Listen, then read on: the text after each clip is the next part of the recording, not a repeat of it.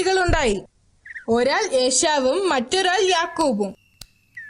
ഏശാവ് ശക്തനായ ഒരു മനുഷ്യനായിരുന്നു. അവൻ ഒരു നല്ല വേട്ടക്കാരനുമായിരുന്നു. എന്നാൽ യാക്കോബ് കൂടുതൽ ബുദ്ധിശക്തിയുള്ളവനായിരുന്നു. ഇസ്ഹാക്ക് നബിക്ക് പ്രിയപ്പെട്ടവൻ യാക്കൂബ് ആയിരുന്നു. ഈ കാരണം കൊണ്ട് തന്നെ സഹോദരങ്ങൾക്കിടയിൽ എപ്പോഴും വഴക്കുണ്ടായിരുന്നു. പിതാവിന് ഇസ്ഹാക്കിനോടാണ് കൂടുതൽ താല്പര്യമെന്ന് അറിഞ്ഞപ്പോൾ ഏശാവ് കൂടുതൽ അസൂയാലുവായി മാറി. ഇസ്ഹാക്ക് നബിക്ക് പ്രായമായി. ഇപ്പോൾ അദ്ദേഹത്തിന് കാഴ്ചശക്തി കുറഞ്ഞു. ഒരിക്കൽ അദ്ദേഹം ഏശാവിനോട് കാട്ടിൽ പോയി വേട്ടയാടി മാംസം പാകം ചെയ്തു തരണമെന്ന് ആവശ്യപ്പെട്ടു. ഏശാവ് അത് സമ്മതിച്ചു. ഈ സംഭാഷണം കേട്ട അദ്ദേഹത്തിന്റെ ഭാര്യ റെബേക്ക മകൻ യാക്കോബിന്റെ അടുക്കൽ ഓടിച്ചെന്നു.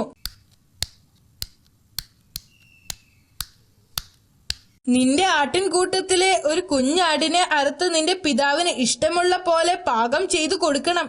നിന്റെ സഹോദരൻ വരുന്നതിന് മുൻപ് തന്നെ അത് നീ നിന്റെ പിതാവിന് കൊടുക്കണം. മാതാവ് പറഞ്ഞതുപോലെ യാക്കോബ് നബി ചെയ്തു. പിന്നെ അദ്ദേഹം തന്റെ സഹോദരന്റെ വസ്ത്രങ്ങൾ ധരിക്കണമെന്നും റബേക്ക ആവശ്യപ്പെട്ടു. പിന്നീട് അദ്ദേഹത്തിന്റെ കൈകളും കാലുകളും ആട്ടിൻ തോൽ കൊണ്ട് മൂടി. സഹോദരൻ ഏശാവിന്റെ തൊലിയാണ് എന്ന് തോന്നിക്കാൻ വേണ്ടിയായിരുന്നു റബേക്ക അങ്ങനെ ചെയ്തത്. ഏശാവ് സംസാരിക്കുന്നത് പോലെ സംസാരിക്കാനും പറഞ്ഞു.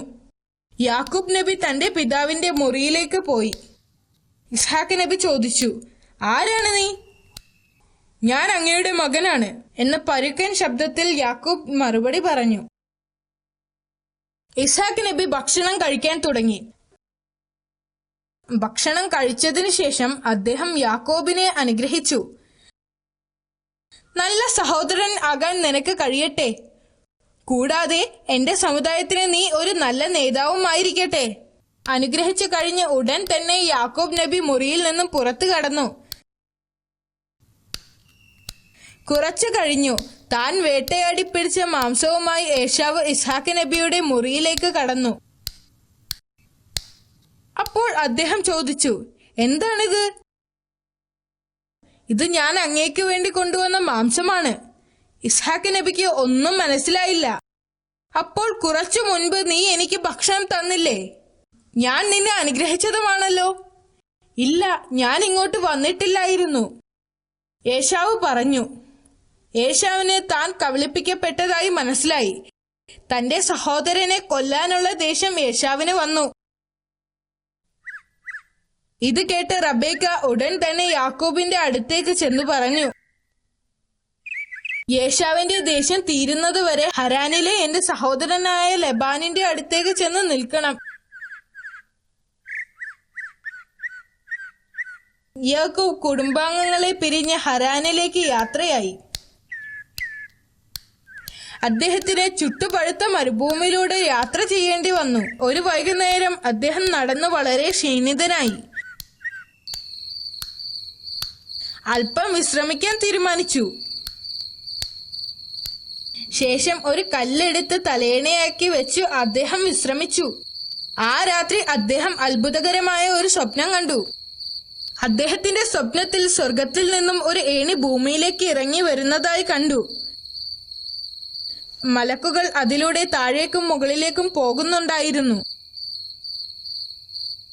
അപ്പോഴാണ് ഭാവി തലമുറയ്ക്ക് വേണ്ടി അല്ലാഹു സുബ്ഹാനഹു വ തആല യാക്കൂബ് നബിയെയും ആ പ്രദേശത്തെയും അനുഗ്രഹിച്ചതായി മനസ്സിലാക്കിയത്.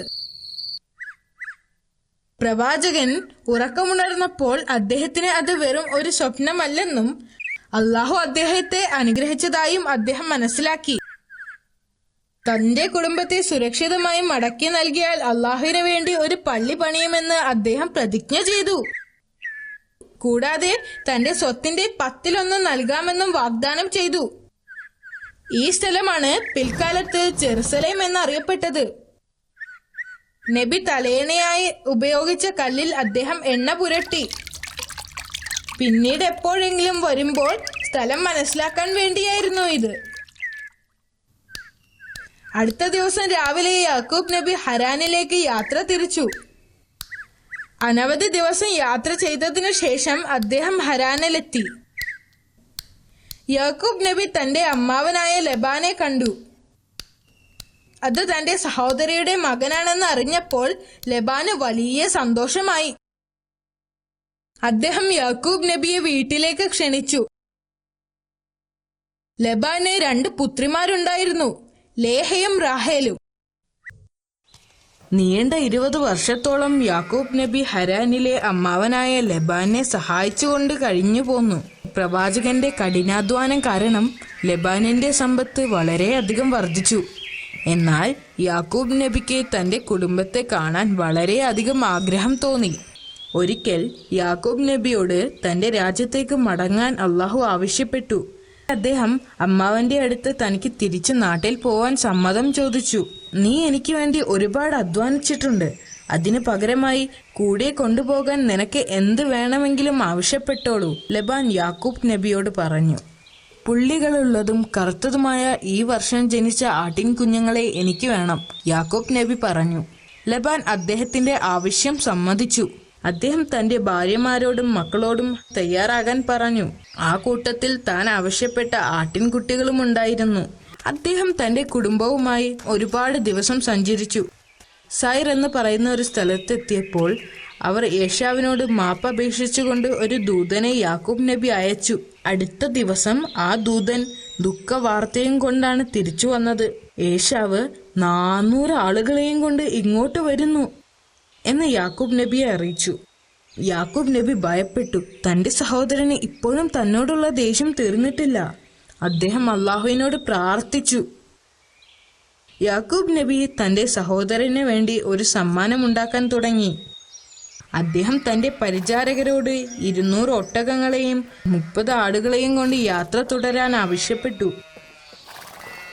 എന്റെ സഹോദരനെ കാണുമ്പോൾ അവൻ നിങ്ങളോട് ചോദിക്കും, നിങ്ങൾ ആരാണെന്ന്.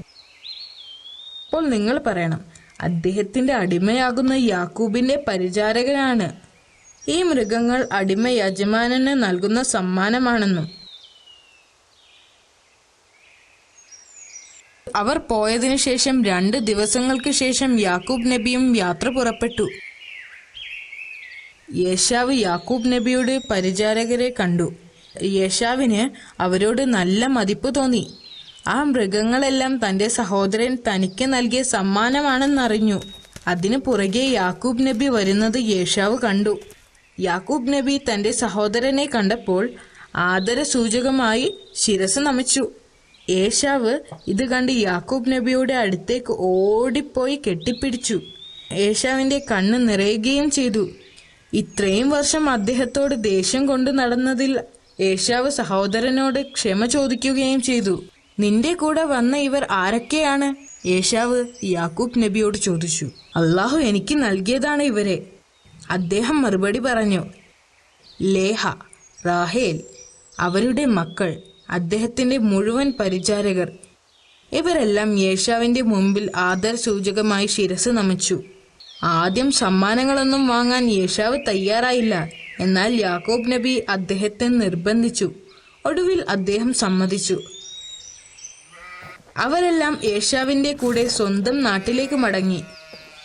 തിരികെ പോകുന്ന വഴി അവർ ജെറുസലേമിൽ തമ്പടിച്ചു.